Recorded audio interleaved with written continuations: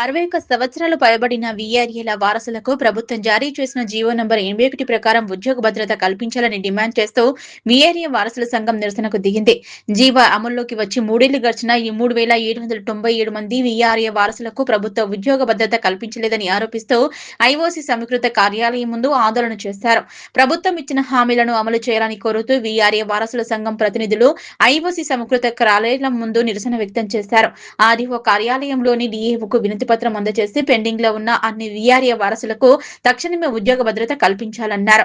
ఈ సందర్భంగా వీఆర్ఏ వారసుల సంఘం నాయకులు మాట్లాడుతూ జీవో నంబర్ 81 అమల్లో భాగంగా అర్హులైన వారసులకు వెంటనే ఉద్యోగ భద్రత కల్పించాలని ప్రభుత్వాన్ని డిమాండ్ చేస్తున్నామన్నారు. ఉద్యోగ భద్రత లేకపోవడంతో తీవ్ర మనోవేదనకు గురై ఆరోగ్యం క్షీణించి జాలిగమ్మ గ్రామానికి చెందిన వీఆర్ఏ వారసుడు కొరమైన గణేష్ మృతి చెందినట్లు సంఘం నాయకులు తెలిపారు.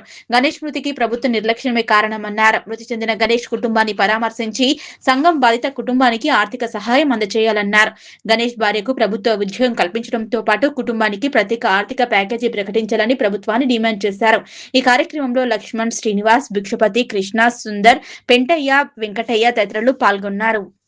జైదాపూర్ మండల్ నేను చేయబట్టి ఇప్పుడు 60 ఏళ్ళు అవుతుందయ్యా. 60 రూపాయల జీతం కాడికి వెళ్ళి చేసుకొస్తున్నా.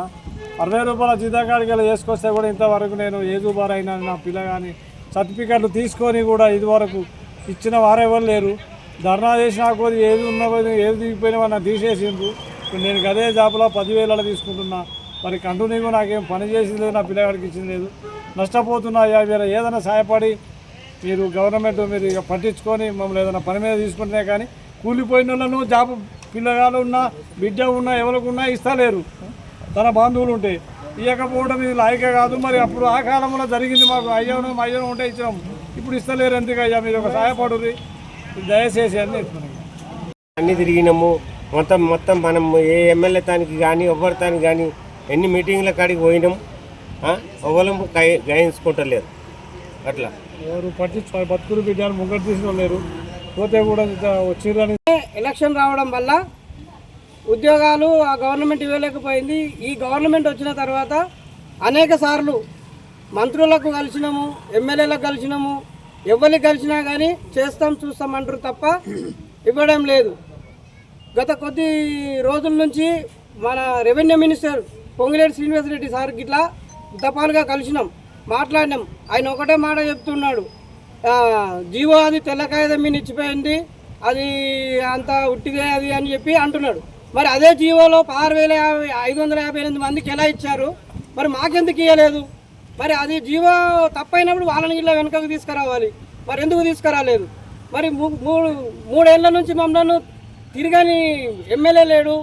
మన లోకల్ ఎమ్మెల్యే అయిన కేసీఆర్ గారు అప్పుడు మాకు జీవో ఇచ్చారు. అతను కూడా ఇప్పుడు ఎంతోమంది చనిపోతుంటే గిట్లా ఆయన గిట్లా స్పందించలేకపోవడం బాధాకరం. మాకు మా బీజేపీ ఎమ్మెల్యేలకు కలిసినాము, ఎంపీలకు, ఇప్పుడు ఉన్న గవర్నమెంట్ ఫామ్ అయిన ఎంపీలకు కానీ ఎమ్మెల్యేలకు కానీ ప్రతి ఒక్కరికి మా సమస్య తెలుసు. ప్రతి ఒక్క అధికారికి తెలుసు, కలెక్టర్కి తెలుసు, ఎంఆర్ఓకి తెలుసు, ఆర్డీఓకి తెలుసు, ఆర్ఐలకు తెలుసు, లాస్ట్కు సీనియర్ అసిస్టెంట్ జూనియర్ అసిస్టెంట్లకి తెలుసు. అయినా మా సమస్య పట్టించుకుంటలేరు. ఇప్పటికే గత 3 ఏళ్ల నుంచి తండ్రులైన మా తండ్రులు 600-755 మందికి కోల్పోవడం జరిగింది. అలాగే 120-150 మంది వీఆర్ఏ వారసులను కోల్పోవడం జరిగింది. ఈ జీవో వల్ల మా దగ్గర నో అబ్జెక్షన్ లెటర్లు తీసుకున్నారు, సర్టిఫికెట్లు తీసుకున్నారు. మా కుటుంబంలో ఒక్కరికి జాబ్ వస్తుందని చెప్పేసి మా అన్నదమ్ములకు ఆస్తులు ఇచ్చుకున్నాము. ఆస్తులు ఇచ్చుకొని రోడ్డున పడ్డాము.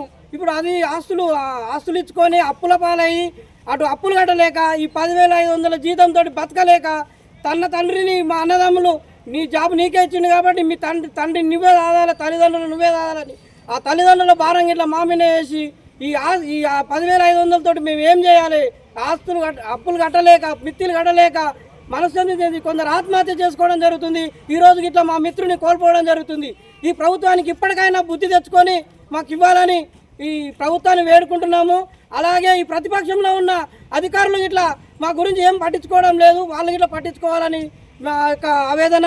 ఈరోజు మా వీఆర్ఏ వారసుని కోల్పోయినాం, ఇంకా తల్లులను కోల్పోతున్నాం. ఇంకెన్ని రోజులు మేము కోట్ల వేస్తే ఇట్లా దిక్కు లేదు. ఈ గవర్నమెంట్కి ఇంత సిగ్గుచేరం లేదు.